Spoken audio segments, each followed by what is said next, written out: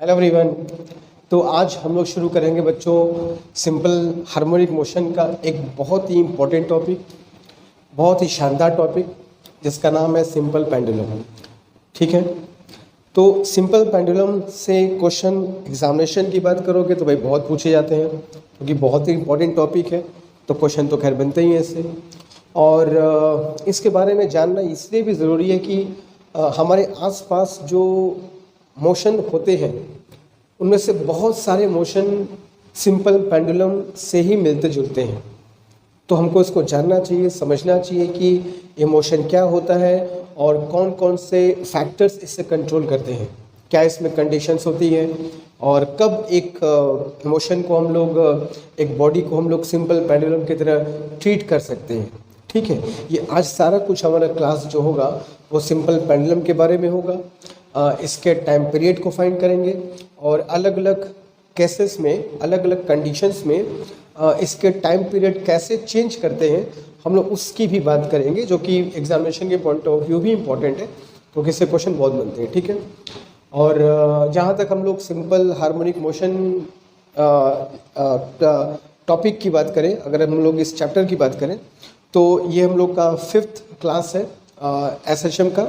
और अब तक हम लोग एसएचएम के इक्वेशन के बारे में पढ़ लिए हैं, पार्टिकल के वेलोसिटी एक्सेलेरेशन के बारे में बहुत अच्छे से बात कर चुके हैं। इसके प्रीवियस क्लास में हम लोग एसएचएम में पार्टिकल के एनर्जी के बारे में अच्छे से समझे, एनर्जी क्या होता है, कैसे चेंज करता है, क्वेश्चन भी सॉल्व किए हम लोग इस पर। और अब हम लोग चलते हैं आगे की तरफ जो हम लोग को लेकर आएगा सिंपल पेंडुलम पर। ठीक है, तो सिंपल पेंडुलम क्या होता है हम लोग आज पूरा इसको समझेंगे। ठीक है, तो सिंपल पेंडुलम शुरू करने से पहले, इसके टाइम पीरियड की बात करने से पहले, इसका जो आवर्त काल है वो निकालने से पहले थोड़ा सा इस फिगर के बारे में समझ लेते हैं और कुछ टर्म्स को जान लेते हैं कि किस का क्या नाम होता है, किस चीज़ को क्या कहकर बुलाया जाता है, ताकि टर्म्स में कोई कन्फ्यूज़न न रहे। ठीक है, चलो तो सबसे पहले देखो तो ये एक बेस है जहाँ से एक स्ट्रिंग को सस्पेंड किया गया है, एक डोरी को सस्पेंड किया गया है। ठीक है, ये है हमारा स्ट्रिंग। इस स्ट्रिंग से एक बॉडी को मैंने, एक हैवी बॉडी को मैंने बांध दिया। ठीक है, ये जो स्ट्रिंग है ये स्ट्रिंग ऐसा होना चाहिए कि it should be inextensible. Inextensible का मतलब इसकी लेंथ में बहुत ज़्यादा चेंजेस नहीं आने चाहिए। जब बॉडी मोशन करे, जब ये बॉडी एसएचएम परफॉर्म करे, सिंपल पेंडुलम का जब बॉडी मूव करे तो उसकी जो स्ट्रिंग की लेंथ है उसमें कोई खिंचाव नहीं आना चाहिए। तो ऐसे कभी कभी कहा जाता है the string should be inextensible, ताकि उसकी लंबाई में कोई भी चेंजेस नहीं आने पाए। ठीक है, इन जनरल। तो ये है हमारा बच्चों स्ट्रिंग। एक हैवी बॉडी है, एक हैवी बॉडी है जिसको मैंने इस स्ट्रिंग से बांध दिया। इस बॉडी को भी हम लोग कहते हैं, अगर तुमको इसका नाम याद हो तो इस बॉडी को बोलते हैं बेटा बॉब। ठीक है, हिंदी में कहते हो गोलक, इंग्लिश में कहते हैं इसको बॉब। तो ये है स्ट्रिंग का, इस जहाँ से पॉइंट हम बांधते हैं इस पॉइंट को बोलते हैं पॉइंट ऑफ सस्पेंशन। हिंदी में कहते हो निलंबन बिंदु, इंग्लिश में कहते हो पॉइंट ऑफ सस्पेंशन। जहाँ से उसको सस्पेंड किए हो, जहाँ से उसको लटकाए हो, उस पॉइंट को बोलते हैं पॉइंट ऑफ सस्पेंशन। ठीक है, तो this is point of suspension, निलंबन बिंदु हिंदी में कहते हो। तो ये है पॉइंट ऑफ सस्पेंशन और ये है मेरा बच्चों स्ट्रिंग। यहाँ से यहाँ तक स्ट्रिंग है जो कि इनएक्सटेंसिबल है। ये ठहरा हमारा बॉडी, हैवी बॉडी, इसको हम लोग बॉब कहकर पुकारेंगे। ठीक है, अच्छा अब यहाँ पर भी एक बात ध्यान रखना कि सिंपल पेंडुलम में हम अगर ये समझे कि इस बॉडी का मोशन कैसा है, ये सिंपल हार्मोनिक मोशन के कंडीशन जो लोग पढ़े हैं उसको सेटिस्फाई करता भी है या नहीं, या कोई कंडीशन होगी जो सेटिस्फाई करेगा। ठीक है, जैसे हम लोग सबसे पहली बात अगर तुमको याद हो एसएचएम की, सबसे पहली बात अगर तुमको याद हो तो हमने कहा था एसएचएम में पार्टिकल का जो मोशन होना चाहिए बच्चों कैसा होना चाहिए सर, एक स्ट्रेट लाइन में होना चाहिए। आपने बताया था एक सरल रेखा में गति करना चाहिए, स्ट्रेट लाइन मोशन होना चाहिए। फिर दूसरा कंडीशन क्या बताया था कि सर पार्टिकल का जो एक्सलेशन है वो डिस्प्लेसमेंट के प्रोपोर्शनल और डायरेक्शन में क्या होना चाहिए, अपोजिट, ये भी आपने बताया था। क्या ये दोनों कंडीशन एसएचएम की इस पेंडुलम पर अप्लाई होती है? जो उसको देख लो, ये पेंडुलम का बॉब है। तुम इस बॉब को जब हल्का सा एक साइड खींचोगे तो ये बॉब हल्का सा ऊपर हो जाएगा, सेम लाइन में तो ऐसे आएगा नहीं, ये तो हल्का सा ऊपर हो जाएगा। अगर तुम हल्का सा भी इसको तुम एक साइड मूव कराओगे तो ये अपने पोजीशन से थोड़ा सा ऊपर जाएगा, कंफर्म। ये सेम लेंथ पर ऐसे नहीं आएगा, ये हल्का सा ऊपर ही जाएगा, कंफर्म है। और फिर मैंने इसको ला करके ऐसे पकड़ा रहा, ऐसे पकड़ के इसको मैंने छोड़ दिया। फिर तो जैसे ही छोड़ोगे तो ये ऐसे सिंपल पेंडुलम ऑक्सीलेट करेगा, अंडर द ग्रेविटी ऑसिलेट करेगा। इसको जो ऑक्सीलेशन कराएगा ग्रेविटी ही कराएगा, तो under the gravity it will oscillate like that. अब क्या तुम ये देख करके बताओ, जो ये बॉडी है, जो ये बॉब है, इसका मोशन कुछ इस तरीके से हो रहा है, क्या ये स्ट्रेट लाइन मोशन है? तुमको ऐसा स्ट्रेट लाइन मोशन तो नहीं है, ये तो आर्क है, एक चाप जिसको कहते हो आर्क में, ये तो आर्क में मूव कर रहा है सर, ये स्ट्रेट लाइन मोशन तो नहीं है। तो सबसे पहली कंडीशन जो एसएचएम की होती है, स्ट्रेट लाइन मोशन, वो सिंपल पेंडुलम सेटिस्फाई नहीं करता। ठीक है, बात सुनना पहले।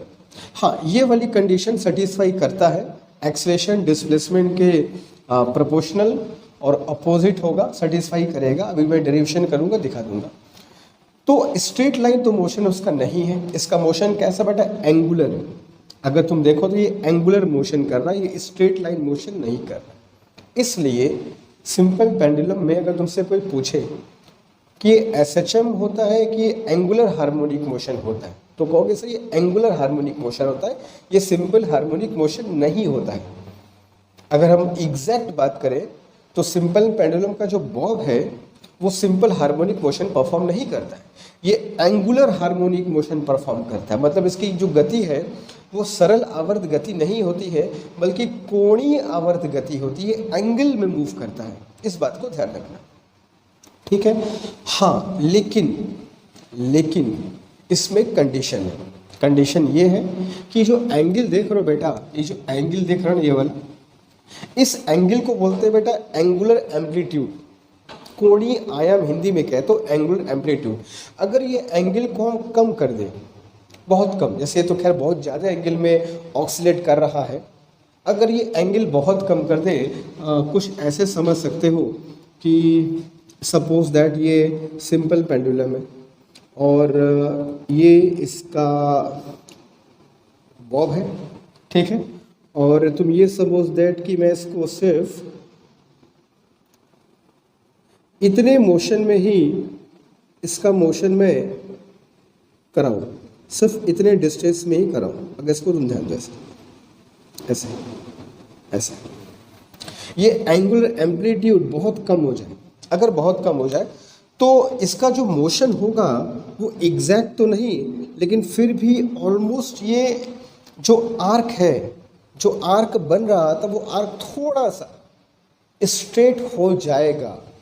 यानी इस बॉडी का जो मोशन है, जो बहुत ज़्यादा आर्क में मूव कर रहा था, वो थोड़ा सा स्ट्रेट लाइन हो जाएगा। यानी कि जो सिंपल पेंडुलम का मोशन है, अगर हम उसको सिंपल हार्मोनिक मोशन बनाना चाहते हैं तो ये जो एंगुलर एम्पलीट्यूड है, एंगल की वैल्यू, ये एंगल की वैल्यू बहुत कम होनी चाहिए। अगर ये एंगल बहुत कम होगा तो देखो पार्टिकल आराम से बस ऐसे ऐसे चलता रहेगा और उसका मोशन ऑलमोस्ट स्ट्रेट लाइन ही रहेगा। तो समझ जाओगे हाँ भाई इसका जो मोशन है वो एसएचएम है, ठीक है। तो जो ये बात कही जाती है कि सिंपल पेंडुलम में जब हम लोग सिंपल हार्मोनिक मोशन का कॉन्सेप्ट्स लगाते हैं, सिंपल हार्मोनिक मोशन की बातें अगर अप्लाई करते हैं, तो उसमें हम ये बात पहले देख लेंगे कि सिंपल पेंडुलम का जो एंगुलर एम्पलीट्यूड है वो कहीं बहुत ज़्यादा तो नहीं है। अगर बहुत ज़्यादा होगा तो वो सिंपल हार्मोनिक मोशन के बजाय वो एंगुलर हार्मोनिक मोशन कहलाएगा, ठीक है। एंगुलर हार्मोनिक मोशन भी हार्मोनिक मोशन होता है, जैसे वहाँ लीनियर है वहाँ पर एंगल की बात होती है, ठीक है।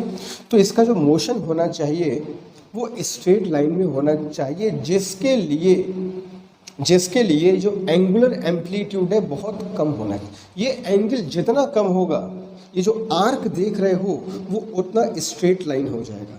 देख सकते हो आराम से। इस एंगल को अगर और कम कर दो तो देखो और ये स्ट्रेट लाइन मूव करना शुरू कर देगा।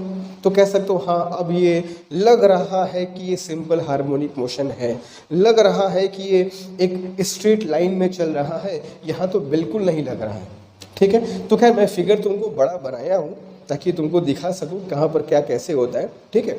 बट ये जो एंगुलर एम्पलीट्यूड है ये बहुत कम होना चाहिए। अगर तुम कहोगे सर कितना कम होना चाहिए, तो ये कह सकते हो कि अगर इस एंगल की वैल्यू, अगर इस एंगुलर एम्पलीट्यूड की वैल्यू 5 डिग्री के आसपास है, उसके बियॉन्ड नहीं है, अगर ये 5 डिग्री के आसपास है तो कह सकते हो कि इस बॉडी का जो मोशन होगा ये जो कह सकते हो ऑलमोस्ट, हालांकि तभी एग्जैक्ट स्ट्रेट लाइन नहीं बनेगा। अगर ये 1 डिग्री का भी एंगल होगा तो हल्का सा वो ऊपर हो जाएगा और एंगल बनेगा, वो अलग बात है। लेकिन 5 डिग्री तक है तो मान सकते हो कि चलो ये स्ट्रेट लाइन है। और सिंपल हार्मोनिक मोशन के बातों को हम लोग सिंपल पेंडुलम में यूज़ कर सकते हैं, ठीक है। तो आगे जब मैं ये बोलूँगा, आगे जब हम लोग पढ़ेंगे, क्वेश्चन करेंगे, डेरिवेशन करेंगे और ये बोलेंगे कि this angle is negligible, this angle is very very small, तो तुमको समझ जाना होगा कि यहाँ पर ऐसा क्यों बोला जा रहा है। आखिर सिंपल पेंडुलम में इस एंगुलर एम्पलीट्यूड को बहुत कम, बहुत छोटा बोलने की क्या वजह है, तुमको ये पता होना चाहिए कि ऐसा बोलने से इसका जो आर्क वाला मोशन है वो ऑलमोस्ट स्ट्रेट लाइन मोशन हो जाएगा और तुम सिंपल हार्मोनिक मोशन की बातों को, फॉर्मूले को, कॉन्सेप्ट्स को इस सिंपल पेंडुलम में अप्लाई कर सकते हो। कहने का मतलब ये है, ठीक है। बात समझ में आई? चलो, तो पहली बात तो ये समझ गए कि जो एंगुलर एम्पलीट्यूड है ये काफ़ी कम होना चाहिए। जितना कम होगा उतना हम लोगों के लिए अच्छा होगा, ताकि हम उसमें एसएचएम के सारे कॉन्सेप्ट्स को अच्छे से यूज़ कर सकें। अब आगे चलते एक बात और इसमें समझना जरूरी है, जो ये है कि effective length of simple pendulum क्या होती है। देखो इस बात को ध्यान से समझना।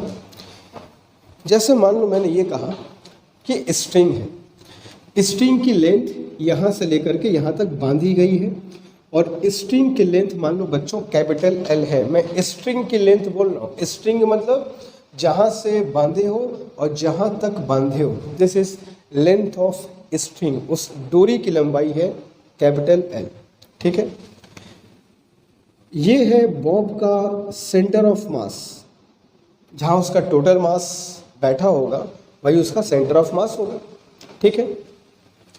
अब अगर मैं यहाँ से लेकर के यहाँ तक की लंबाई को काउंट करूँ, यहाँ से यहाँ तक मतलब कहाँ से कहाँ तक, अच्छे से देख लो, जहाँ पे उसको सस्पेंड किया गया है वहाँ से लेकर के अगर बॉब के सेंटर ऑफ मास तक की लेंथ में काउंट करूँ तो बच्चों इस लेंथ को हम लोग कहते हैं, this length is called effective length of pendulum.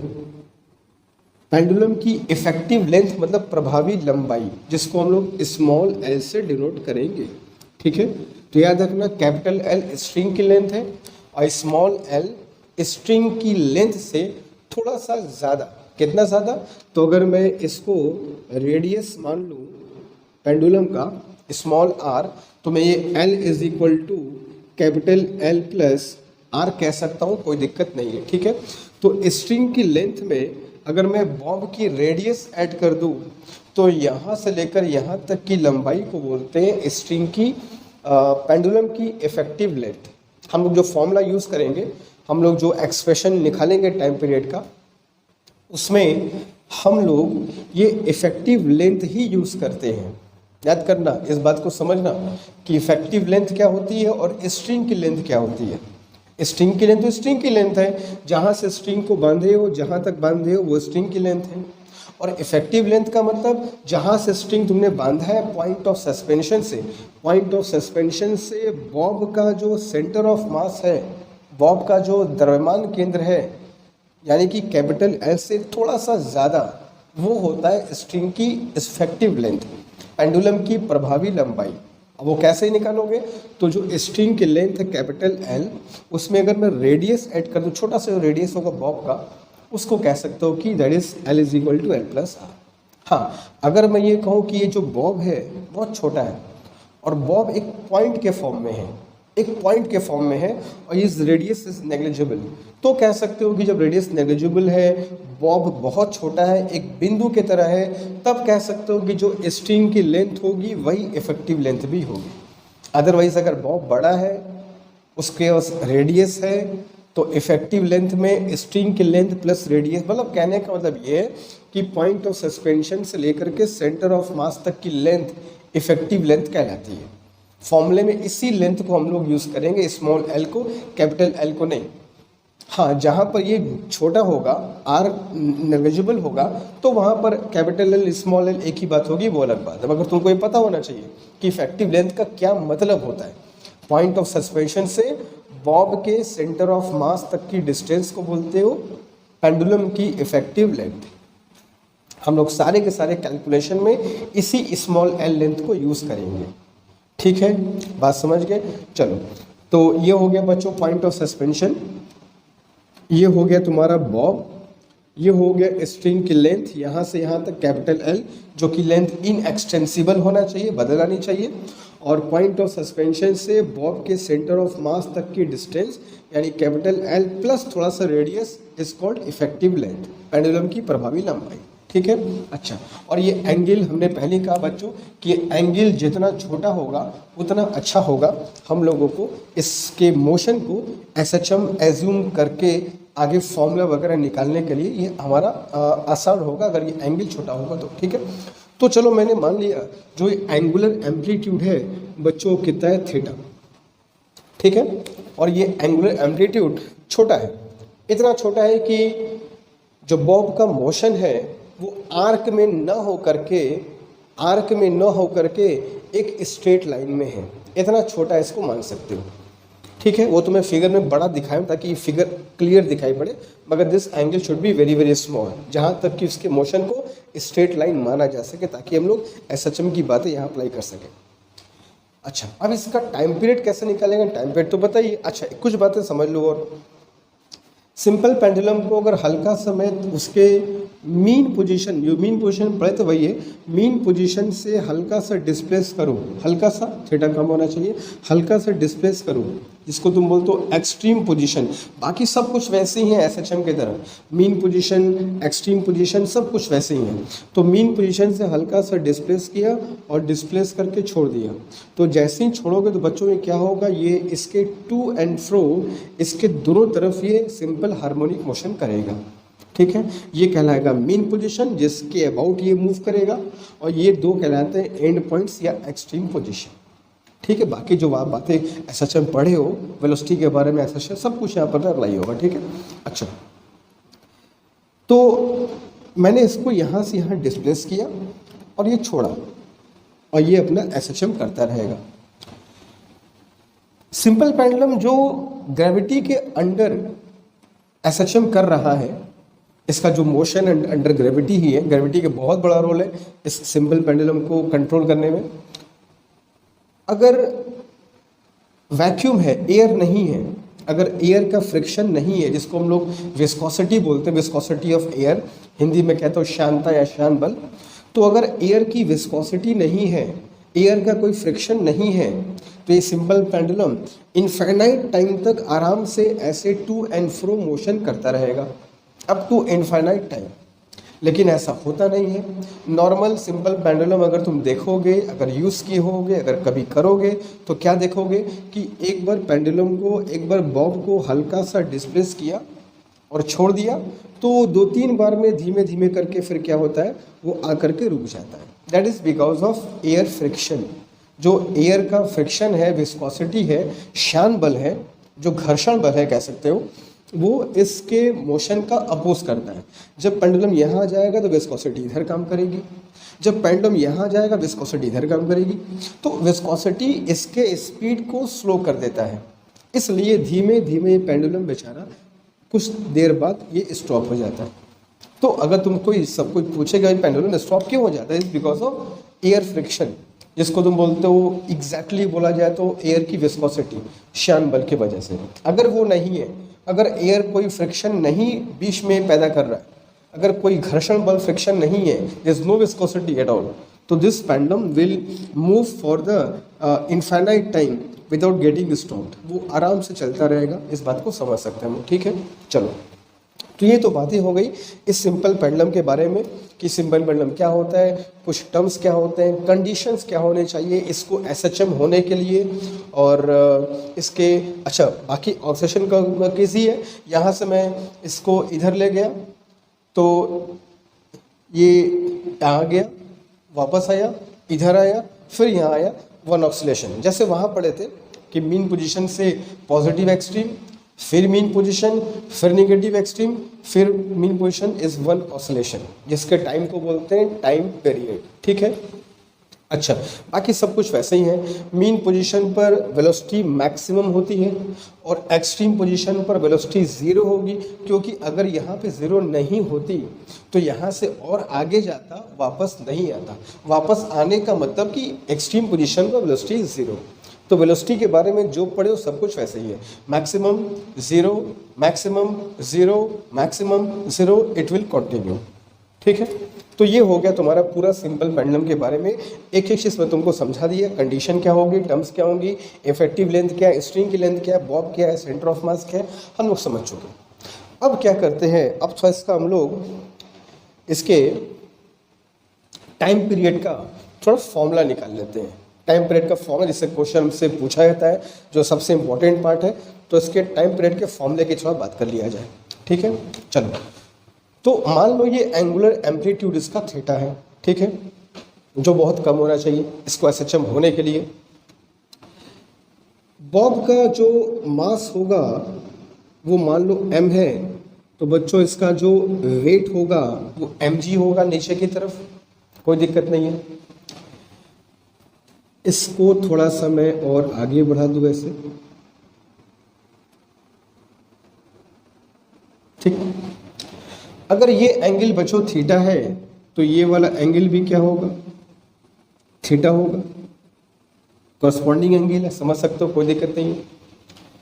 इस mg का अगर मैं दो कंपोनेंट लूं, इस mg का अगर मैं दो घटक निकालूं, दो कंपोनेंट, तो एक कंपोनेंट बच्चों देखो इधर मिलेगा और एक कंपोनेंट देखो इधर मिलेगा, कोई दिक्कत नहीं है, आराम से समझ सकते हैं। जो ये वाला कंपोनेंट है, दिस इज mg, जो ये वाला कंपोनेंट है वो क्या होगा बच्चों, mg cos theta. This component will be your mg cos theta. ये वाला कंपोनेंट जहाँ एंगल बन रहा है वो कॉस कंपोनेंट होता है, और ये जो कंपोनेंट है दूसरा वाला, ये क्या हो गया बच्चों, mg sin थीटा। यहाँ तक क्लियर है, कोई दिक्कत नहीं है। तो दिस इज mg, जिसके दो कंपोनेंट हो गए, mg cos and mg sin, ठीक है। और ये है स्ट्रिंग का टेंशन, ठीक है, ये है स्ट्रिंग का टेंशन। ये टेंशन और जो mg cos थीटा है, ठीक है, इनका जो नेट होता है, नेट फोर्स, वो सेंटर की तरफ होगा। एक्चुअली जो सिंपल पेंडुलम का मोशन है ये सर्कुलर आर्क में है, तो सर्कुलर आर्क में भले उसको हम लोग मान ले रहे हैं कि स्ट्रेट लाइन है, मगर वास्तव में तो आर्क ही बनाएगा, कितना भी स्ट्रेट लाइन हो, एक्चुअल में तो आर्क है ना। तो सर्कुलर आर्क का मतलब सर्कुलर मोशन है, तो सर्कुलर मोशन में सेंटर की तरफ एक फोर्स लगना चाहिए, हम लोग पढ़ चुके हैं। तो T और mg cos थीटा का जो नेट है वो सेंटर की तरफ लगता है ताकि वो सर्कुलर आर्क में मूव कर सके, ठीक है। तो इन दोनों का तो काम क्लियर हो गया। अब बचा mg sin थीटा। इस mg sin थीटा को बच्चों हम लोग कहते हैं restoring force. This mg sin theta is called restoring force, जिसको हिंदी में कहते हो प्रत्यानयन बल, इंग्लिश में कहते हैं इसको रेस्टोरिंग फोर्स। अब रेस्टोरिंग फोर्स का मतलब क्या होता है? रेस्टोरिंग फोर्स का मतलब ये होता है कि यही वो फोर्स है जो इस बॉडी को अपने पोजीशन में रीस्टोर करेगा, वापस लाएगा। अगर ये तुम बॉब को उधर ले गए तो रिस्टोरिंग फोर्स इधर काम करेगा। अगर बॉब को इधर लगे, रिस्टोरिंग फोर्स इधर लगेगा। तो रिस्टोरिंग फोर्स वो फोर्स होगा जो बॉडी को हमेशा उसके मीन पोजीशन में वापस लाने का कोशिश करेगा। देख लो mg sin थीटा लग रहा है ना कि बॉब को वापस लाएगा मीन पोजीशन में, और अगर मीन पोजीशन को क्रॉस करके बॉब यहाँ चला गया तो रिस्टोरिंग फोर्स इधर हो जाएगा। तो रिस्टोरिंग फोर्स हमेशा चाहेगा कि जो बॉब है वो अपनी मीन पोजीशन पर आ जाए। That is called the restoring force mg sin theta. Clear है, बात समझ गए?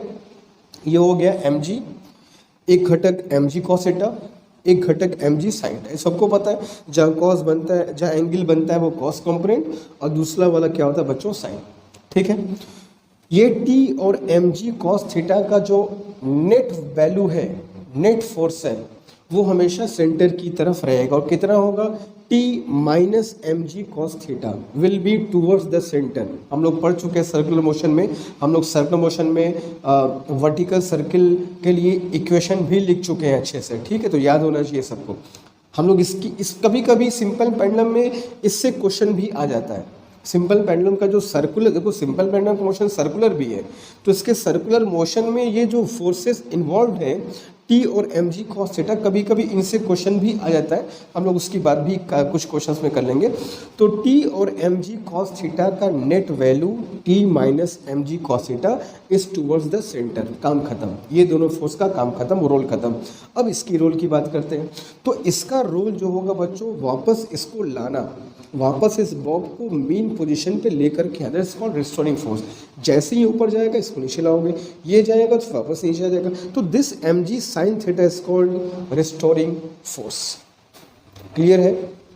अच्छा, एक बात और, ये जो आर्क है, इस आर्क को, चाप को बच्चों मैंने कितना मान लिया, x।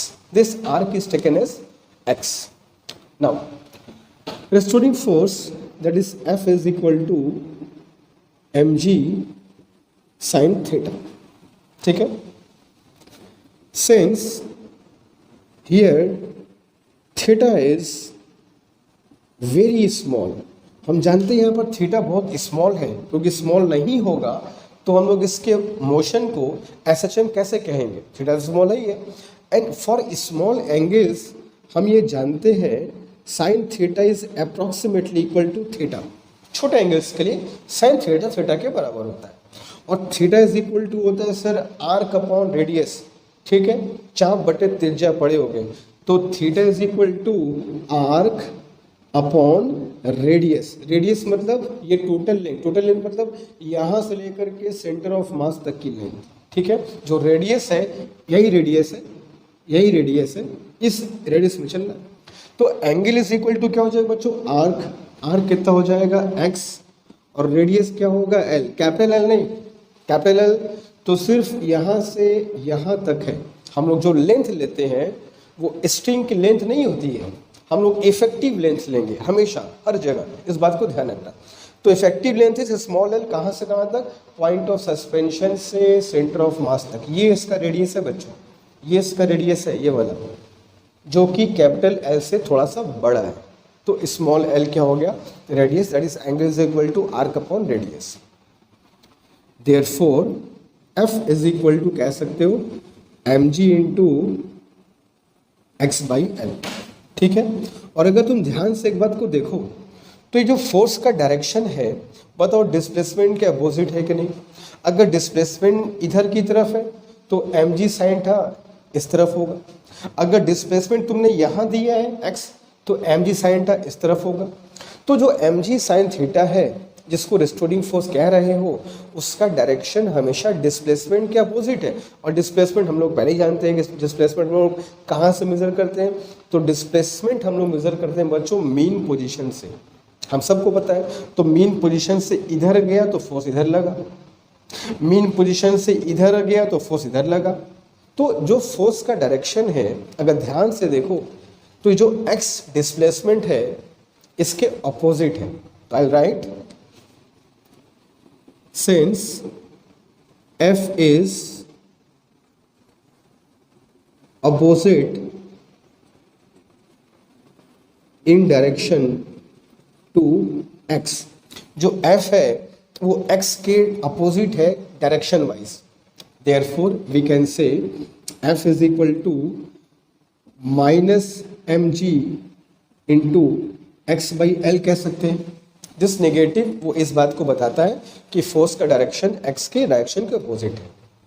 Therefore acceleration of the body, अगर बॉडी के एक्सेलरेशन को निकाला जाए तो A is equal to F by M करोगे, एम से एम पिछा कैंसिल, तो माइनस कितना हो जाएगा बच्चों, ये G by L into X कह सकते हो, कोई दिक्कत नहीं है। अब बताओ यहाँ से g कांस्टेंट है, l कांस्टेंट है, तो वी कैन से कि a proportional to minus X है, कह सकते हैं। भाई g कांस्टेंट है, l कांस्टेंट है, तो a proportional to minus X हो गया। यही तो SHM की दूसरी कंडीशन होती है। SHM की दो कंडीशन पढ़े हम लोग। पहला कंडीशन क्या पढ़े है, स्ट्रेट लाइन होना चाहिए, तो स्ट्रेट लाइन तो मैंने बना ही दिया है, जबरदस्ती बनाई है कह सकते हो, बना ही दिया है। इस एंगल को छोटा मान लिया, बन गया स्ट्रेट लाइन। दूसरा कंडीशन एक्सेलरेशन डिस्प्लेसमेंट के प्रोपोर्शनल डायरेक्शन में अपोजिट होना चाहिए, वो भी यहाँ से क्लियर हो गया। तो ये दोनों बातें हमको क्लियर मिल गई, जिससे हम कह सकते हैं भाई ये सिंपल पेंडुलम है, इसका मोशन जो है वो एक सिंपल हार्मोनिक मोशन है। We can assume that now. Clear है? अब चलते हैं आगे। Now in SHM we know that A is equal to minus omega square X होता है, ठीक है। अगर मैं कंपेयर करूं दोनों को, therefore omega square is equal to क्या मिल जाएगा बच्चों, जी बाई एल मिल जाएगा सर, ठीक है। तो ये बताओ ओमेगा इज इक्वल टू क्या मिल जाएगा sir, square root of G by L मिल जाएगा, ठीक है। और ओमेगा इज इक्वल टू क्या होता है सर, 2 पाई बाई टी होता है, square root of G by L हो गया सर।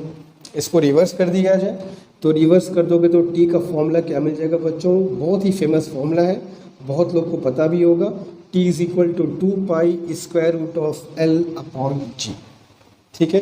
तो ये होता है बच्चों एक सिंपल पेंडुलम के टाइम पीरियड का फॉर्मूला, और इस तरीके से उसको निकालते हैं। इसके पीछे क्या क्या एजम्पशन है, इसके पीछे क्या क्या फिजिक्स है, बहुत अच्छे से तुमको ये पता होना चाहिए कि किस कंडीशन में एक सिंपल पेंडुलम के मोशन को हम सिंपल हार्मोनिक मोशन मान करके ये बातें कर सकते हैं, ठीक है।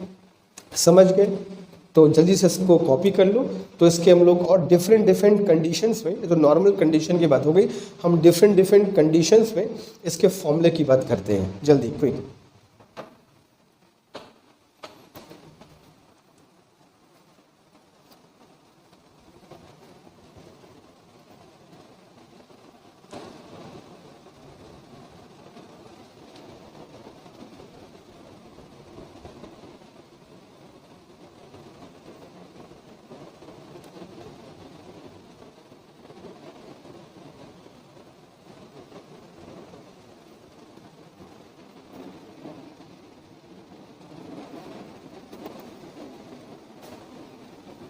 ओके बच्चों, ओके।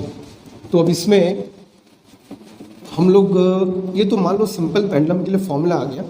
अब इसमें बहुत सारे कंडीशंस होते हैं, जैसे अलग अलग कंडीशन में सिंपल पेंडुलम का जो टाइम पीरियड है वो बदलता रहेगा। जैसे मान लो हम उसके जी की वैल्यू को चेंज कर दें, या ऐसे जगह पर ले जाएं जहाँ पर जी की वैल्यू कुछ डिफरेंट हो, तो जाहिर सी बात है टाइम पीरियड का फॉर्मूला वहाँ पर चेंज हो जाएगा। जैसे इसी बेस पर यहाँ पर एक चीज़ अगर ध्यान दिया जाए तो BHU-BSc में एक चीज़ पूछी जाती है, जैसे केवल पूछा भी है question, what is a second pendulum.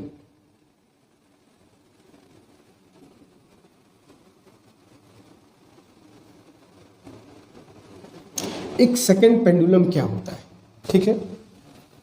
Second pendulum क्या होता है? अब जैसे मान लो अगर कोई ऐसा, हम जैसे फॉर एग्जांपल सिंपल पेंडुलम के टाइम पीरियड का फॉर्मूला पढ़ा हम लोगों ने, T is equal to 2 pi square root of L upon G, ठीक है। तो सेकंड पेंडुलम का मतलब ये होता है कि सर एक ऐसा पेंडुलम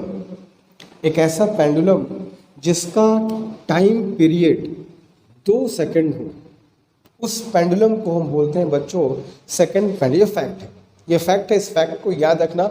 जानते हो मैं तुमको जब कुछ कहता हूँ कोई इसको याद रखना तो वो फैक्ट होता है, कॉन्सेप्ट नहीं, ये फैक्ट है। ऐसा पेंडुलम जिसका time period on the surface of earth, पृथ्वी के तल पर जिसका टाइम पीरियड 2 सेकंड होता है, उसके उस पेंडुलम को हम बोलते हैं सेकंड पेंडुलम।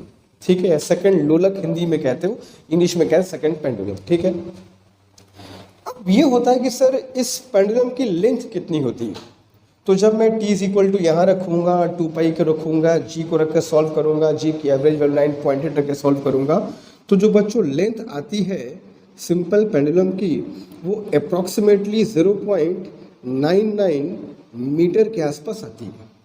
ठीक है, अप्रॉक्सीमेटली 99 सेंटीमीटर, या जिसको कह सकते हो अप्रॉक्सीमेटली 1 मीटर।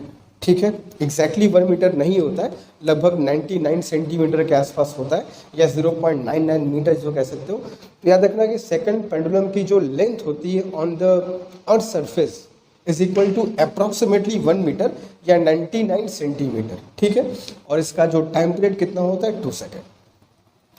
अब क्वेश्चन क्या आएगा, BHU BSc में इससे क्वेश्चन पूछा गया था एक बार कि सेकंड पेंडुलम अगर मून पर हो, अगर सेकंड पेंडुलम मून पर हो, चंद्रमा के तल पे हो, मून के सरफेस पे हो, तो वहां पर पेंडुलम की लेंथ क्या होगी। मतलब अगर एक पेंडुलम को हम लोग मून पर ऑक्सीलेट कराए जिसका टाइम पीरियड 2 सेकंड हो, तो मून पर पेंडुलम की लेंथ क्या होगी जहाँ जिससे टाइम पीरियड उसका 2 सेकंड हो जाए। तो भाई मून पर जो g होता है वो अर्थ के g का अप्रॉक्सीमेटली 1/6 होता है। ठीक है, अगर g अर्थ पे g है तो मून पे g/6 होता है। तो अगर g की वैल्यू g/6 है तो लेंथ को भी तुमको l/6 करना होगा चंद्रमा के तल पे, मून के सरफेस पे। तो अगर कोई पूछता है कि अगर सेकंड पेंडुलम मून के सरफेस पर पेंडुलम कर रहा हो, आई मीन ऑसिलेशन कर रहा हो, तो सेकंड पेंडुलम की जो लेंथ है वो मून के सरफेस पे क्या होगी। तो कह सकते हो at the surface of moon g' is equal to g/6। Moon के सतह पर जो ग्रेविटी है, ग्रेविटी तो नहीं कह सकते, ग्रेविटी अर्थ के लिए यूज होता है, मून के सरफेस पर जो एक्सेलरेशन है मून का वो अर्थ के ग्रेविटी का 1/6 होता है। तो अगर ग्रेविटी अर्थ का 1/6 होता है तो eight the surface of moon जो लेंथ होगी सिंपल पेंडुलम की वो भी यहाँ की लेंथ की l/6 होनी चाहिए। तो अप्रॉक्सीमेटली इसकी जो लेंथ आएगी वो 16.6 सेंटीमीटर आएगी। याद रखना, याद रखना इस बच्चों इस बातों को, ये फैक्ट्स है, इससे क्वेश्चन पूछे गए, ये पूछा गया था कि what is the length of second pendulum when it oscillates eight the surface of moon. अगर चंद्रमा के तल पर कोई सेकंड पेंडुलम ऑसिलेट कर रहा है तो उसका क्या टाइम पीरियड होगा। तो उसका टाइम पीरियड कितना होगा बच्चों, 2 सेकंड होगा, लेकिन जो उसकी लेंथ होगी वो कितनी होगी, 16.6 सेंटीमीटर होगी। ठीक है, तो ये भी एक फैक्ट है जो तुमको याद होना चाहिए अबाउट सेकंड पेंडुलम।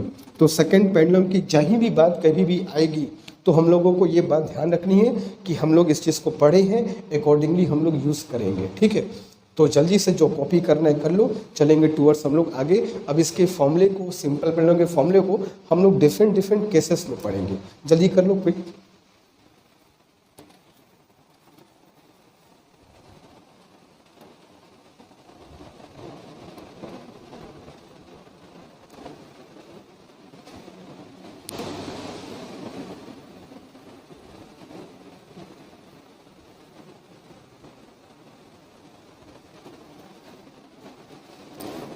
चलो तो आगे चलते हैं बच्चों और देखते हैं कि इसमें हम लोग और क्या फॉर्मूला हम लोग को पढ़ना है अबाउट सिंपल पेंडुलम। और बहुत ध्यान से इसको अच्छे से करो क्योंकि ये बहुत आसान टॉपिक है। अगर मान लो इससे एग्जाम में क्वेश्चन आते भी हैं तो पूरा कोशिश ये करना है कि एग्जाम में क्वेश्चन छूटने नहीं चाहिए। ठीक है, अगर छूटा समझ लो कि तुम एक ऐसा क्वेश्चन मिस कर दिए जो बहुत जल्दी सॉल्व हो सके। तुमको भी उस दिन क्या बताया था कि तुमको ये बात बहुत जल्दी डिसाइड करना होगा कि तुम्हारे करने लायक आउट ऑफ 100, आउट ऑफ 150 तुम्हारे करने लायक 100 क्वेश्चन कौन कौन से हैं। तो ऐसे क्वेश्चंस जो कम टाइम ले, जल्दी सॉल्व हो जाए, कैलकुलेशन एरर होने का चांस कम रहे, तो हम कह सकते हैं कि ऐसे क्वेश्चंस को ही हमको छांटना है, ऐसे क्वेश्चन को फिल्टर आउट करना है, अलग करना है। ठीक है, तो चलो आगे चलते हैं, देखते हैं हम लोग। तो you can say special cases. ठीक है, स्पेशल केसेस कह सकते हो कि स्पेशल केसेस मतलब अलग अलग कंडीशन में सिंपल पेंडुलम की टाइम पीरियड क्या होगी। ठीक है, जैसे ये क्वेश्चन बहुत पूछा था BHU BSc में। ये अर्थ का सरफेस है, ठीक है, this is surface of earth. Earth के सरफेस पर अगर कोई सिंपल पेंडुलम ऑक्सीलेशन कर रहा है, अगर अर्थ के सरफेस पर कोई सिंपल पेंडुलम ऑक्सीलेट कर रहा है, ठीक है, तो उसके टाइम पीरियड का फॉर्मूला क्या होगा बच्चों? √2π स्क्वायर रूट ऑफ L/G। ठीक है, क्योंकि जो सरफेस है, सरफेस पर ग्रेविटी इज G। क्लियर है, कोई दिक्कत नहीं है। लेकिन अगर मैं इसी पेंडुलम को अर्थ के सरफेस से h हाइट ऊपर लेके चला जाऊं, अगर मैं इस पेंडुलम को जो अर्थ के सरफेस पे ऑक्सीलेट कर रहा था, इसको h हाइट ऊपर लेकर चला जाऊं, h हाइट मतलब काफ़ी ज़्यादा होना चाहिए रेडियस के कंपैरिजन के अर्थ के, और वहाँ पर पेंडुलम को ऑक्सीलेट कराऊं, तो वहाँ पर पेंडुलम का नया टाइम पीरियड क्या होगा sir? What will be new time period here? ऐसा क्वेश्चन भी आ सकता है। ठीक है, तो अब बताओ क्या होगा सरफेस से यहाँ जाने में, इसमें क्या चेंज होगा? सर 2π तो चेंज करेगा नहीं, न्यूमेरिकल वैल्यू है। लेंथ का कोई मतलब नहीं है, लेंथ क्यों चेंज करेगी? जो है उतनी रहेगी। हाँ सर, ग्रेविटी चेंज करती है। अगर अर्थ के सरफेस से ऊपर जाते हैं, अभी कुछ दिन पहले ही पढ़ा है आपने कि अर्थ के सरफेस से ऊपर जाते हैं, इनफैक्ट नीचे भी आते हैं, अच्छा खासा डिस्टेंस होना चाहिए, gravity does change, gravity change करती है। तो ग्रेविटी के चेंज करने से भैया टाइम पीरियड तो चेंज करेगा ही करेगा। तो जो नया टाइम पीरियड होगा, अगर मैं कहूँ कि इस हाइट पर ग्रेविटी इज G', तो बताओ यहाँ पे टाइम पीरियड की वैल्यू क्या लिखेंगे? सर क्या करना है, लेंथ वही है, 2π से कोई मतलब नहीं है, G' कर दीजिए। ठीक है, अब इन दोनों को डिवाइड कर दो। अगर मैं डिवाइड कर दूँ तो बच्चों T/T' क्या आएगा जरा बताओ? T/T' करोगे तो 2π L कैंसिल, ठीक है, ये G पलट जाएगा तो ऊपर ये कितना हो जाएगा? अच्छे से देख लो, दिस विल बी G/G', कह सकते हैं हम लोग। अगर इसको डिवाइड किया जाए, उल्टा लिख दिया क्या मैंने? This will be G'/G। ठीक है, तो 2π कैंसिल, L कैंसिल, ये G'/G आ जाएगा। ठीक है, अच्छा अगर मैं इसको फिर रिवर्स कर दूँ, T'/T कर दूँ, या उसी में कर दे, क्योंकि मुझको फॉर्मूला बनाना है। अगर मैं इसको T' ऊपर करूँ तो इसको ऐसे बोल सकता हूँ। ठीक है, अगर मैं T'/T करूँ तो ये ऊपर पेंसिल, G ऊपर, G' नीचे, सिंपल कैलकुलेशन है। अब मैं ऐसा इसलिए कह रहा हूँ क्योंकि हम लोग कुछ दिन पहले ही फॉर्मूला पढ़े हैं, G/G' is equal to 1 + h/RE का होल स्क्वायर। पढ़े कि नहीं पढ़े बताओ? हम लोग जब ग्रेविटेशन चैप्टर पढ़ रहे थे तो वहाँ बताया गया था कि अर्थ के सरफेस से ऊपर जाने में ग्रेविटी कैसे चेंज होती है, उसका फॉर्मूला क्या होता है, याद करो फॉर्मूला यही था, G/G' 1 + h/RE का होल स्क्वायर। इसे जानबूझ के मैंने G को ऊपर रखा, G' को नीचे रखा, ताकि फॉर्मूला बना बनाया मिल जाए। ठीक है, इसलिए मैंने T'/T किया, पहले मैं T/T' किया था, फिर बाद में T'/T कर दिया था कि फॉर्मूला बन जाए। तो T'/T करोगे, 2π कैंसिल, L कैंसिल, G गया ऊपर, G' रह गया नीचे। तो G/G' का फॉर्मूला होता है 1 + h/RE का होल स्क्वायर। अब इसको 1 + h/RE का होल स्क्वायर रखोगे तो जो स्क्वायर है रूट के बाहर आकर ख़त्म हो जाएगा। तो जो हमारा फॉर्मूला बन जाएगा बच्चों, क्या बनेगा? तो फॉर्मूला बनेगा T'/T is equal to 1 + h/RE। ये हो गया फॉर्मूला एक सिंपल पेंडुलम का। कहाँ पे? अगर उसको अर्थ के सरफेस से हम लोग h हाइट ऊपर ले जाएंगे तो उसका टाइम पीरियड क्या होगा, याद करना भूलना नहीं। ये t क्या है? अर्थ के सरफेस पर टाइम पीरियड। ये t डैश क्या है? अर्थ के सरफेस से h हाइट ऊपर जाने पर टाइम पीरियड। ये h क्या है? हाइट। क्लियर है? इस फॉर्मूले को यूज़ कर सकते हैं हम लोग, इससे क्वेश्चन पूछा गया है, ठीक है। तो या तो हम लोग क्वेश्चन में करते वक्त इस फॉर्मूले को पढ़ लिए होते या फॉर्मूला पढ़ लिए, कंडीशन है, अगर क्वेश्चन आएगा उस पर हम लोग अप्लाई कर सकते हैं, कोई दिक्कत नहीं है। आगे चलते हैं हम, चलो। सपोज दैट, अब दूसरी कंडीशन बच्चों ये है, ये मान लो पहला स्पेशल केस है, अब मैं दूसरे स्पेशल केस की बात करता हूँ। सपोज दैट ये एक सिंपल पेंडुलम है और ये सिंपल पेंडुलम अभी अंडर ग्रेविटी फ्रीली ऑक्सीलेट कर रहा है। This is oscillating freely under gravity, ठीक है।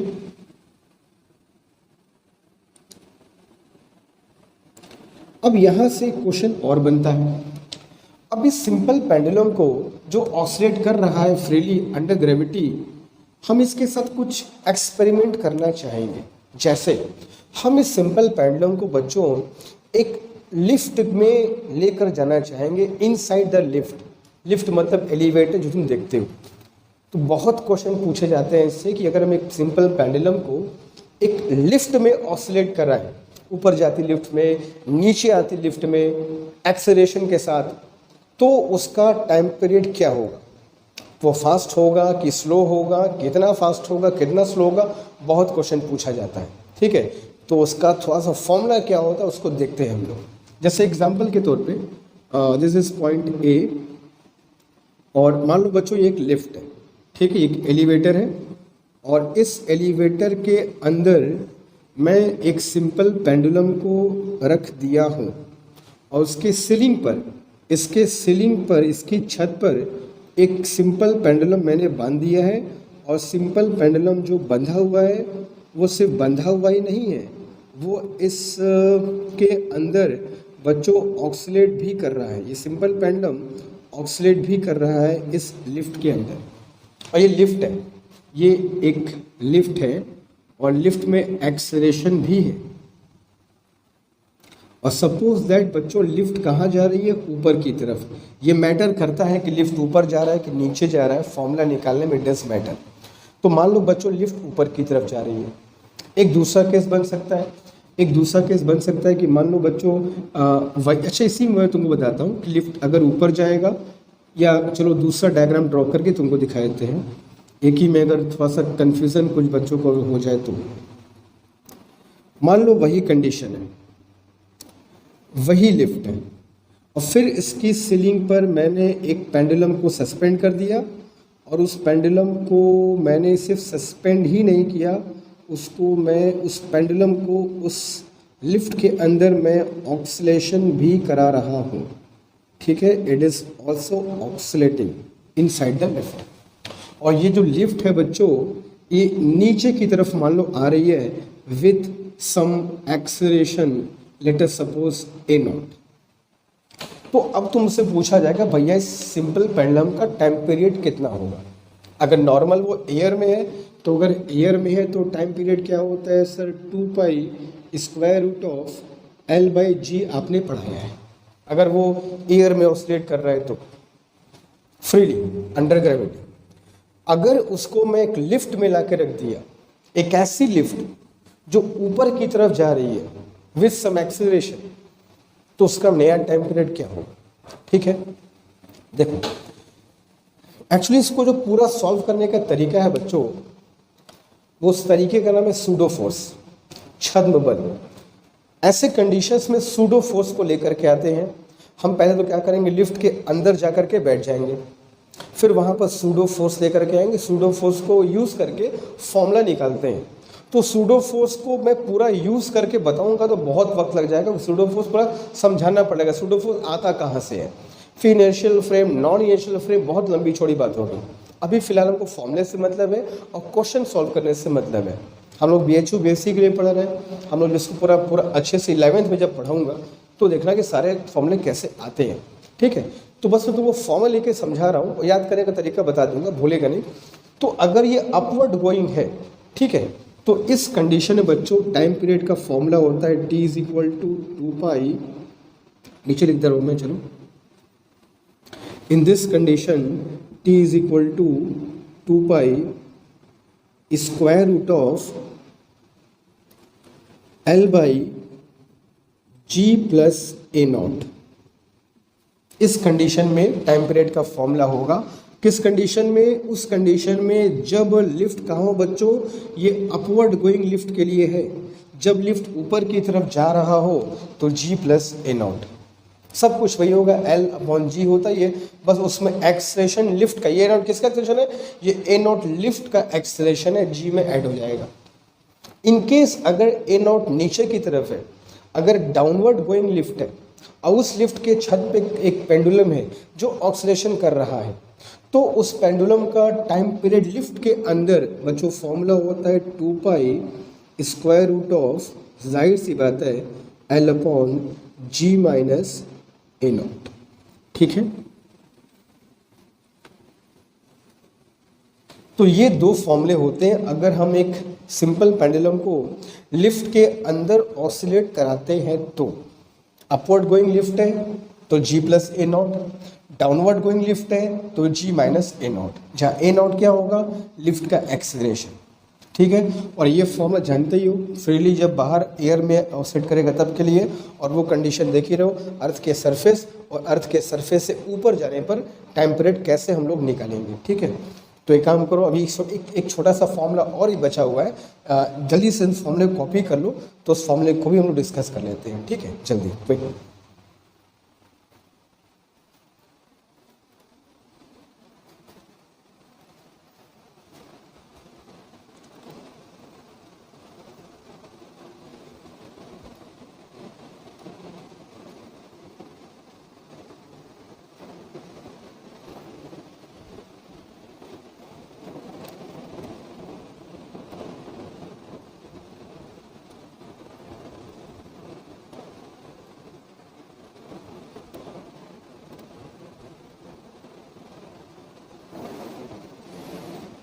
सब निकल लिया बच्चों, चलो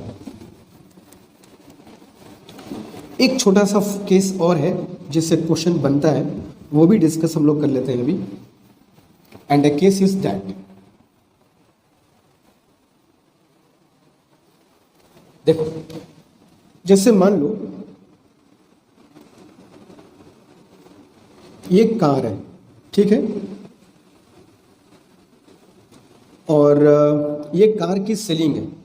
मैं कार का पूरा बॉडी नहीं बना रहा हूँ, ये कार है और उस कार में एक्सेलरेशन भी है। अच्छा एक बात और, ये सब फॉर्मूला सभी यूज होगा जब लिफ्ट में एक्सेलरेशन है। अगर लिफ्ट की वेलोसिटी कांस्टेंट है, अगर लिफ्ट का एक्सेलरेशन 0 है, तो पेंडुलम का जो लिफ्ट के अंदर पेंडुलम होगा उसमें फिर यही फॉर्मूला यूज होगा। अगर वेलोसिटी कांस्टेंट होगा तो A0 हो जाएगा, दोनों जगह A0 करोगे वही तुमको फॉर्मूला मिल जाएगा। याद रखना ये फॉर्मूला तभी हमको अप्लाई करना है when there is acceleration in the lift. अगर कभी लेकर के आता है कि a pendulum is inside the lift and lift is moving with constant velocity, तो अगर वेलोसिटी कांस्टेंट होगा तो घबराना मत, सिंपल वही फॉर्मूला यूज होगा, चाहे वो डाउनवर्ड जाए चाहे अपवर्ड जाए, और रेस्ट में तो कोई मतलब नहीं है, ठीक है। तो अपवर्ड डाउनवर्ड ये सब बात तभी हम लोग करेंगे जब लिफ्ट में एक्सेलरेशन होगा, वेलोसिटी कांस्टेंट है, दैट फॉर्मूला ओनली, ठीक है। चलो अब एक कार है, कार में भी एक्सेलरेशन है और कार की सीलिंग है और सीलिंग पर एक पेंडुलम है, सीलिंग से एक पेंडुलम लटका है। अच्छा कभी देखे हो कार में जब देखे होगे, बैठते होगे, देखो कार की सीलिंग से कुछ टॉय खिलौना कभी कभी कुछ लोग लटकाते हैं, देखे हो। अब कभी जब कार में दोबारा बैठना तो उसकी मोशन को जरा ऑब्जर्व करना, गौर से देखना कि उसमें क्या होता है, स्पेशली तब जब कार फास्ट या स्लो हो रही हो या टर्न ले रही हो। देखे भी होगे, मैं ख्याल से अगर तुमको मैं याद दिलाऊं, जब कार एक्सेलरेट होती है आगे की तरफ तो क्या होता है पता है, ये जो तुम्हारा टॉय होता है इसको तुम पेंडुलम भी कह सकते हो। अगर तुमको ध्यान होगा तो ये जो टॉय है बच्चों वो पीछे की तरफ खिसक जाता है। अगर तुमको ये बात कभी गौर किए होगे तो जैसे ही कार एक्सीलरेट करेगी वो टॉय पीछे की तरफ आ जाएगा, जैसे डी एक्सीलरेट करेगी आगे की तरफ आ जाएगा। ठीक है, तो मान लो ये सब बिकॉज ऑफ इनर्शिया होता है। अगर कभी दोबारा बैठना और देखना कि यहीं ऐसा टॉय वगैरह लटका है तो उसके मोशन को जरा ऑब्जर्व करना और देखना वो कब कब किस तरह का मोशन कर रहा है। बड़ा ही अच्छा तुमको वहाँ से फिजिक्स सीखने को मिलेगी। ठीक है, कैसे इसका मोशन होता है, is because of inertia in fact. तो मान लो कार की छत है, कार की छत के ऊपर से एक पेंडुलम या कोई भी टॉय मान लो लटका हुआ है। ठीक है, और वो ऑसिलेट कर रहा है और कार में एक्सीलरेशन है ए नॉट, कार में एक्सेलेरेशन है ए नॉट और कार आगे जा रही है। तो इसके टाइम पीरियड का फॉर्मूला क्या होगा सर? तो बच्चों इस कंडीशन में टाइम पीरियड का फॉर्मूला थोड़ा सा बदल जाएगा और ये होगा L upon G square plus A naught square whole to the power 1/2। ठीक है, ये होगा टाइम पीरियड का फॉर्मूला एक सिंपल पेंडुलम के लिए जो एक कार के सीलिंग में ऑसिलेट कर रहा है। जिस कार में एक्सेलरेशन है उसमें ये फॉर्मूला यूज होगा। अगर कार की वेलोसिटी कांस्टेंट है, इफ वेलोसिटी इज कांस्टेंट, तब ये 0 हो जाएगा और तुम्हारा फॉर्मूला फिर वही वाला आ जाएगा 2π√L/g। ठीक है, तो याद रखना ये सब फॉर्मूले हम लोग तभी यूज करेंगे जब हमको ये पता होगा कि भैया उसमें एक्सेलरेशन है। तो ये चीज़ तुम देखे भी होगे बहुत बार कि कार के किसी भी व्हीकल में जो टॉप पर एक कोई टॉय लटका होता है उसको हम पेंडुलम मान सकते हैं। तो देखोगे वो ऑसिलेट करता है। ठीक है, वो ऑसिलेट करता है when car speed up speed down, वो ऑसिलेट करता है। तो उसके ऑक्सीलेशन का फॉर्मूला होता है ये। ठीक है, तो दोबारा कभी इसको मौका मिले देखने का, उसके मोशन को देखना, ऑब्जर्व करना और मैं जो बताऊँ उसको नोटिस करना।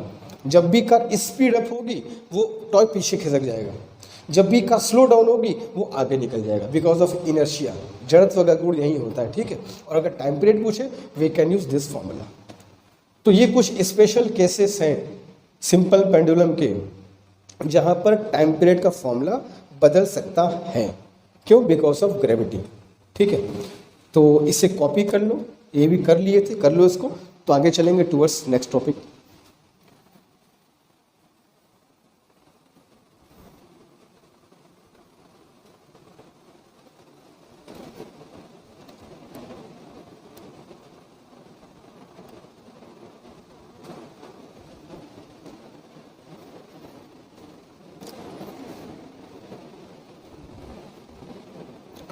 सबने कर लिया बच्चों?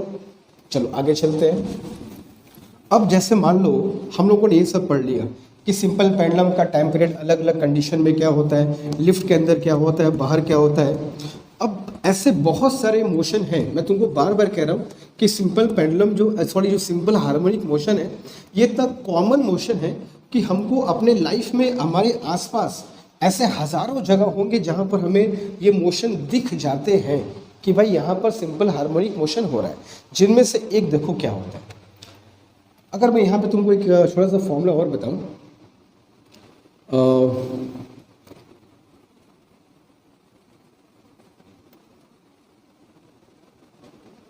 Time period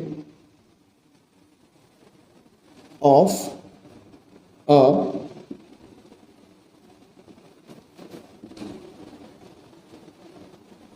simple pendulum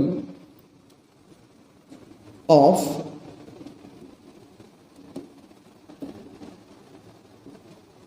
infinite length. मैंने कहा जब पूरा सिंपल पेंडुलम की बात करेंगे जहां जैसे क्वेश्चन बनते हैं। Time period of a simple pendulum of infinite length. अब इनफाइनाइट लेंथ सुनते ही से एक बात ध्यान में आती है कि सर आपने लिखा है time period of a simple pendulum of infinite length.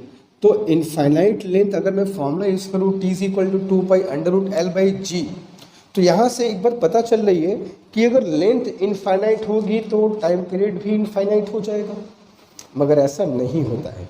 यहाँ पर जो इनफाइनाइट की बात हो रही है, मैं तुमको हमेशा कहता हूँ फिजिक्स में इनफाइनाइट का मतलब हमेशा कंपेरिजन होता है।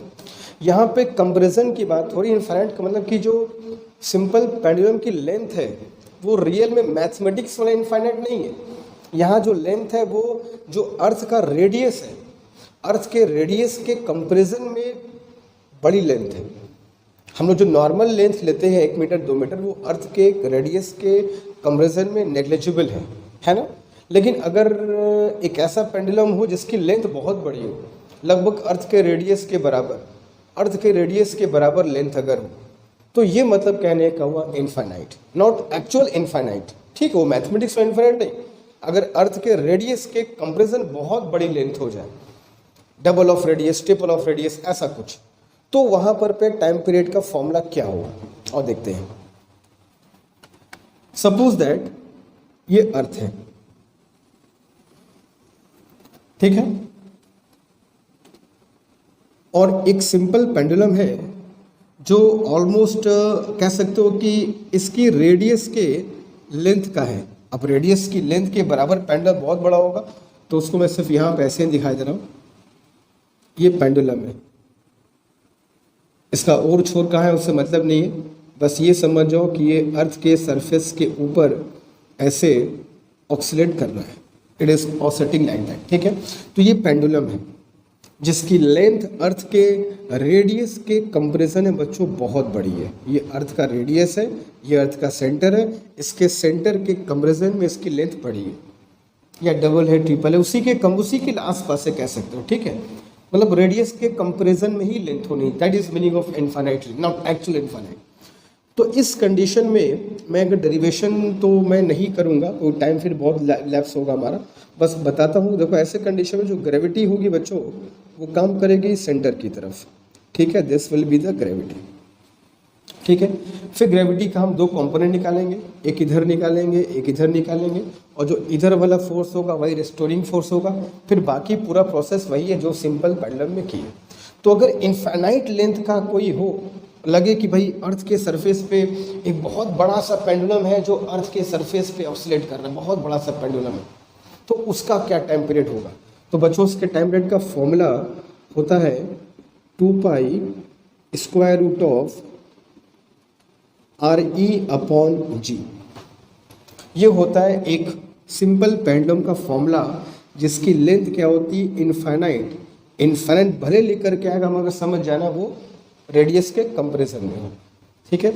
और इसकी जो वैल्यू आती है अप्रॉक्सीमेटली सॉल्व करने पर 84.6 मिनट के आसपास आती है। ये सब फैक्ट्स है, मैं पहले कहता हूँ फैक्ट्स याद रखना, ठीक है। तो ये फॉर्मूला है, अर्थ की रेडियस हमको पता ही है, ग्रेविटी हमको पता ही है, 2 पाई न्यूमेरिकल वैल्यू है। जब रख के सॉल्व करूँगा तो उसकी वैल्यू 84.6 मिनट आती है। क्लियर है। तो ये भी याद रखना, इससे क्वेश्चन भी बहुत बनते हैं। कभी कोई डायरेक्ट क्वेश्चन पूछा जाता है कि अर्थ के रेडियस के कंपैरिजन में एक सिंपल पेंडुलम की लेंथ है और वो अर्थ के सरफेस पर ऑसिलेट कर रहा है, what will be it's time period. अगर वैल्यू पूछा है तो 84.6 मिनट, फॉर्मूला पूछा है T = 2 पाई √RE/G। इसको डेरिवेशन करेंगे जरूरत नहीं है, अगर कभी मौका मिलेगा तो क्वेश्चन करते वक्त मैं बता दूंगा, ठीक है।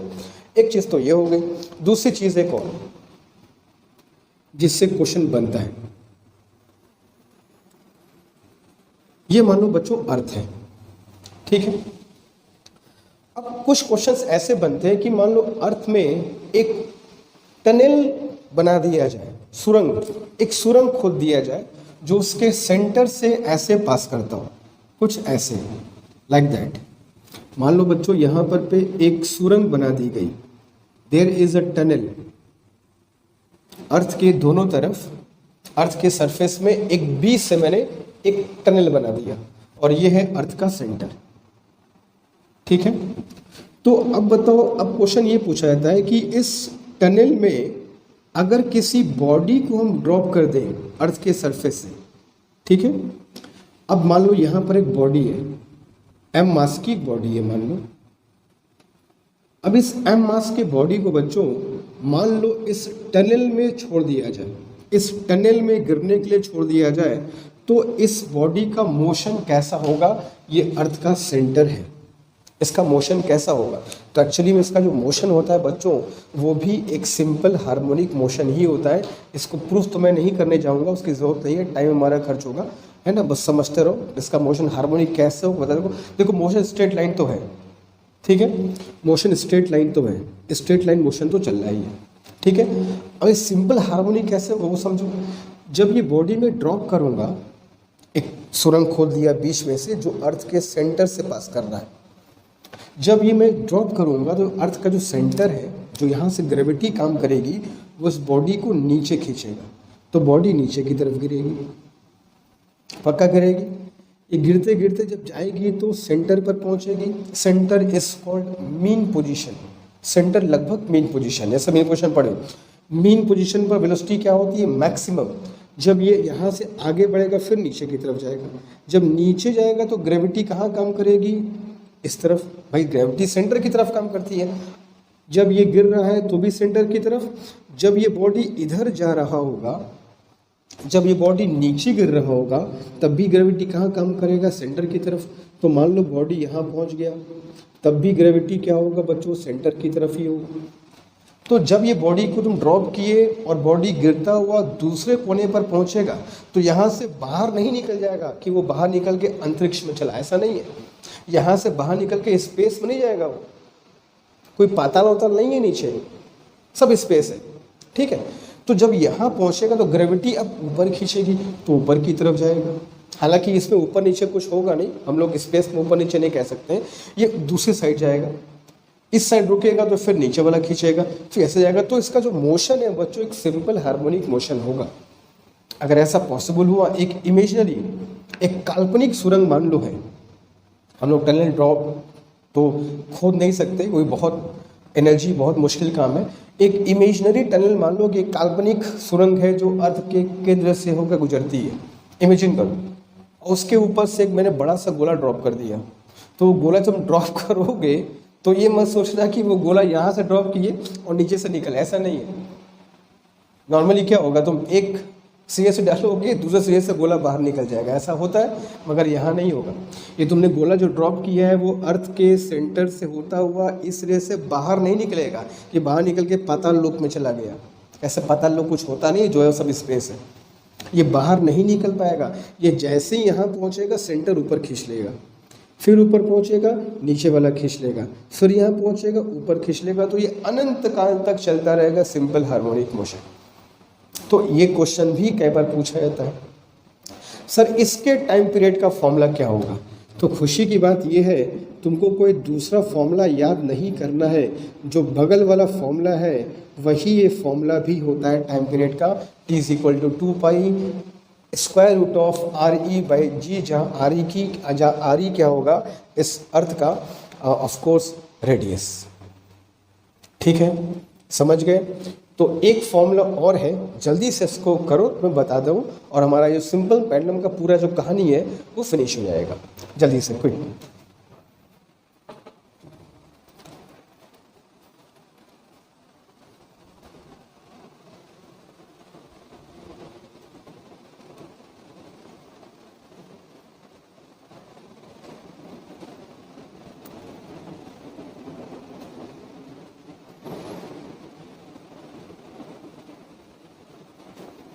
सबने कर लिया बच्चों? चलो मैं इसको मिटा दे रहा हूँ, वो वाला अगर तुमको करना हो तो कर लेना।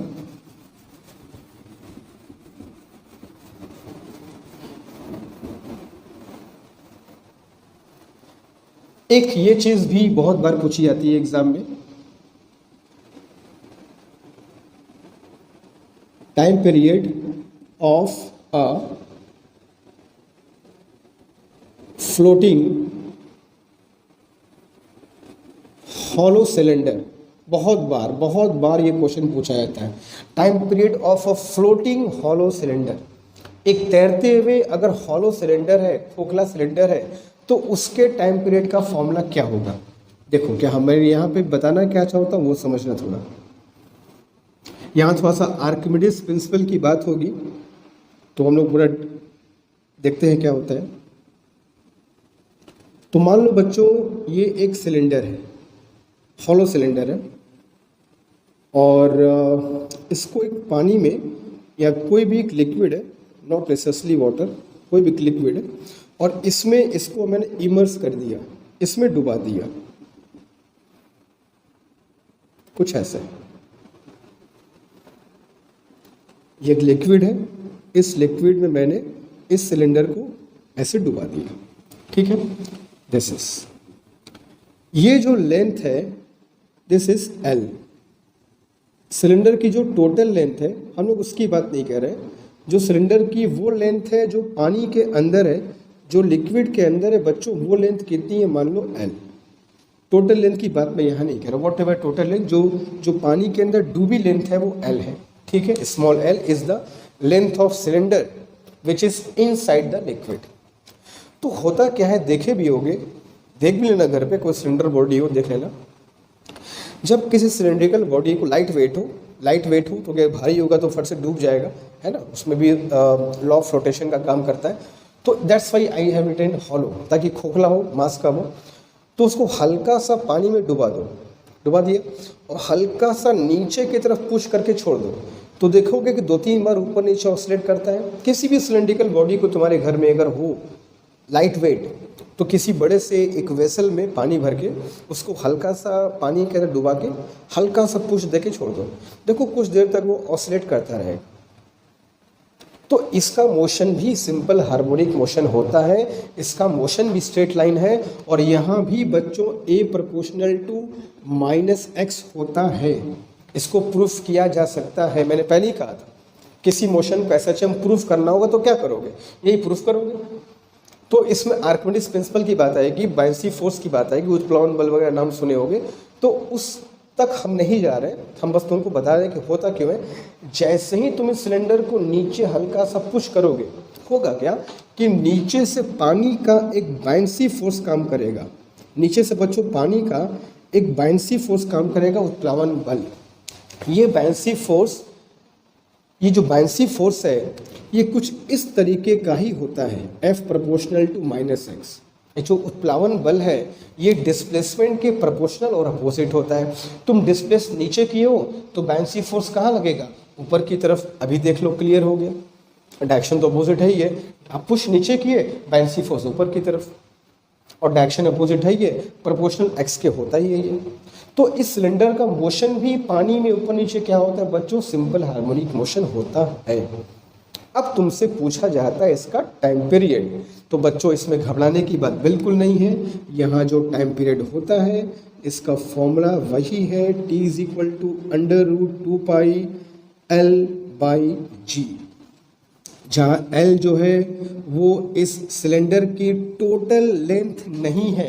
याद रखना, जो L है वो टोटल लेंथ नहीं है, वो लेंथ है जो लिक्विड के अंदर है। इसको बोलते हैं डूबी लेंथ, इमर्स्ड लेंथ, ठीक है। तो ये फॉर्मूला हम लोग यूज़ करते हैं ऐसे कंडीशंस में। अगर हम लोग बस ऐसा क्वेश्चन आता है सिलेंडर वाला जो बहुत बार BHU में आया है, तो इस फॉर्मूले को हम लोग यूज़ करेंगे आराम से। कुछ बदलाव करेगा तो बदलाव को हम लोग देखेंगे उसमें क्या कर सकता है। तो ये सिंपल पेंडुलम के डिफरेंट केसेस हैं। जितना भी कंडीशन तुमको मैंने बताया है आज, जितना condition, normal simple pendulum, height पर ले जाओगे तो क्या होगा, लिफ्ट के अंदर क्या होगा, कार के अंदर क्या होगा, इनफाइनाइट लेंथ का क्या होगा, टनल के अंदर क्या होगा, ये सिलेंडर वाला कंडीशन के सारे के सारे सिंपल पेंडुलम से रिलेटेड है, ठीक है। तो तुमको करना ये है कि इन सारे फॉर्मूले को अच्छे से याद कर लेना है, समझ लेना है, कॉन्सेप्ट्स को समझना है, दिमाग में बैठा लेना है। सिंपल पेंडुलम की जितनी भी चीज़ें हैं मैं तुमको पढ़ाने वाली पढ़ा दी है, theory clear, concept clear, formula clear. अब अगले क्लास में जब लोग आएंगे तो खूब ढेर सारा जम के इस पर क्वेश्चन किया जाएगा सिंपल पेंडुलम में। एक एक कंडीशन जो तुमको मैंने बताई, एक एक कंडीशन पे हम लोग क्वेश्चन करेंगे। हर एक कंडीशन पे, ऊपर जाता लिफ्ट, नीचे आता लिफ्ट, कार के अंदर सिंपल पेंडुलम की नॉर्मल कंडीशन, अर्थ के सरफेस से ऊपर, ये वाले कंडीशंस, हर एक कंडीशन पे ढेर सारे क्वेश्चंस करेंगे इन द नेक्स्ट क्लास। तब तक के लिए तुम लोग को करना वही है कि अच्छे से प्रिपेयर करो, रेडी रहो, अपने आप को दिन पर दिन और स्ट्रॉन्ग करते चलो। कॉन्फिडेंस हर एक दिन पहले से ज़्यादा हो जाना चाहिए एग्ज़ाम आते आते, ठीक है। तो तब तक अच्छे से पढ़ाई करो। कोई डाउट अगर तुमको पता हो, अगर डाउट है तुमको पता है इसके लिए क्या करना है, ठीक है। तो मिलते हैं नेक्स्ट क्लास में। Thank you so much.